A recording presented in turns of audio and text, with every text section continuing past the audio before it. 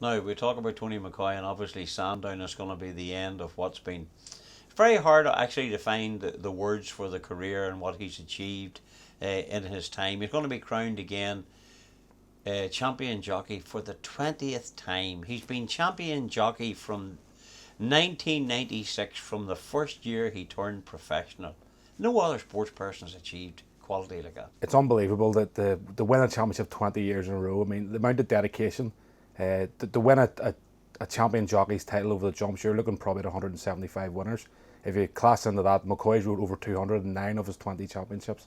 It's just the level of dedication you have to be in to put in to achieve that is unbelievable. I don't think the general public would really understand. It's the going out racing every morning, having a look at your potential rides for the week, going out and then getting your tactics off the trainer and really trying to get the best out of every ride you take.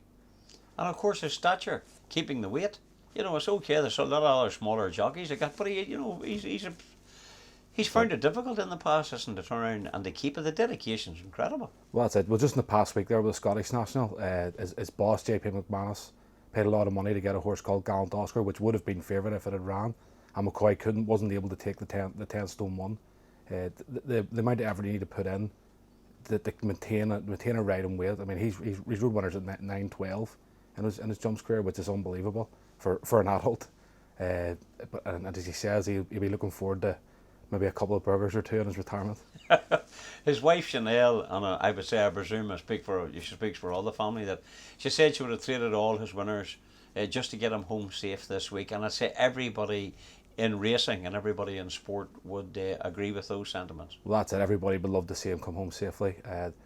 The farewell tour, as it's been dubbed, I'm sure it's been a great strain on him, but he's handled it all excellently. I mean, he hasn't turned down an autograph, posed for thousands of photos as he said goodbye to every race course around Britain and Ireland. Now, he says goodbye at Sandown, and it's going to be a sellout. Yeah, I believe 18,000 fans are all there, mainly to wave McCoy goodbye. The race course has named the race in his honour, the AP McCoy Celebration Chase, which is his last confirmed ride so far as Mr. Mole in that race. It was also the horse that he was on when he announced his retirement, when he won the Game Spirit Chase there in February. So probably a fitting final winner for him.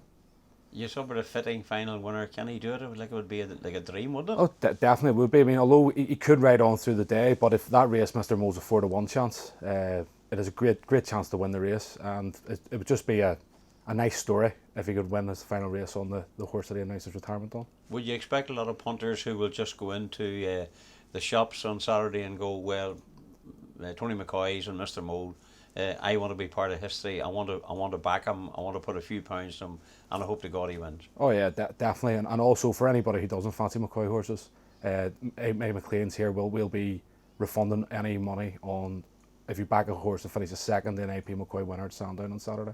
We're going to miss him, aren't we? Oh, definitely. I mean, he's one of the very few figures in racing that transforms into the general public, which probably came from winning Sports Personality of the Year, and there's very few like that. And we need more ambassadors to step up now to fill his gap. Well, of course, he's the only jockey has ever achieved that laudable victory in the BBC Sports Personality of the Year. Chris, you've been involved in the game. You love the game. You're involved in sport here in McLean's all the time. There's been so many magical moments for Tony McCoy. What's your magic moment for him? Well, the majority of people will say the Grand National win 2010. For myself personally, I think the 4,000th winner. It was a stereotypical McCoy ride with two hurdles to jump, had absolutely no chance, and he drove it home, obviously safely, but he drove it home, 4,000th winner, and that just sort of signifies how much dedication and how excellent he's been through the whole 20-year career.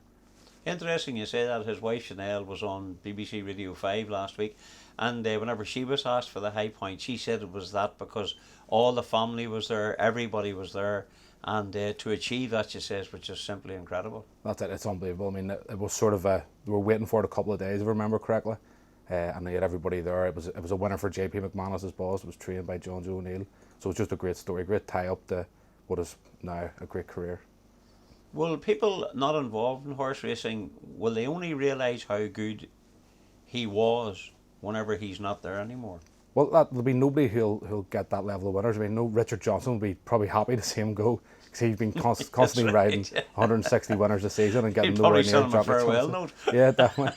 I mean, people who even punters are punting every day. I mean, the first thing they'll go in if you're at a jump speed is you'll look to see what Tony McCoy's on, and there isn't really many that. There's Ruby Walsh who doesn't ride as much as now as he used to.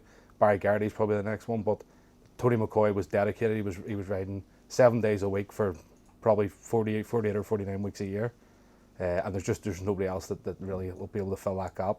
Potentially there's some younger jockeys coming through who will step up, but I think it'll be more of a by committee filling the gap with McCoy rather than one individual coming through. It was almost godlike when we were in Cookstown that night that McLean's had him over as a guest prior to Cheltenham a couple of seasons ago, and the crowds were just, it was almost as if, can I just touch Tony McCoy here, because he was a bit special. That's it. Look, we know he's interested in me and you. Everybody just wanted to meet McCoy. Speak for yourself, Chris, all right. So look, Mr. Mole, is that the one we all have to go out and, again, I'm being advisedly here now with you because you told us all to go out and do cause of causes, and I think he's still running around entry, but what about McCoy and Mr. Mole? Well, Mr. Mole has a good opportunity. There's some good horses in the race. You have Sprinter Sacre, which won 2 champion chases, and Sarda Grugy won the 2014 champion chase. So it's a very tough race. But Mr. Mole's an up and coming horse, had a very good season, and definitely have a good chance of 4-1. Well, can I ask the most naive question ever from a sporting journalist? Coming to the last, and there's 3 or 4 of them in the last, and Mr. Mole's there, will the other 3 slow up? Absolutely not. No way. Every jockey's out there. I mean, every jockey's out there to win. They're the owners they ride well by. I mean, the fairy tale end will be brilliant, and I think he'll have a couple of opportunities to get a last winner at Sandown.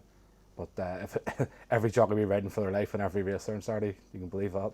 So Sandown Saturday, it's McCoy's day. That's it. It's all about Tony McCoy, and I would love to see him sign off with a winner.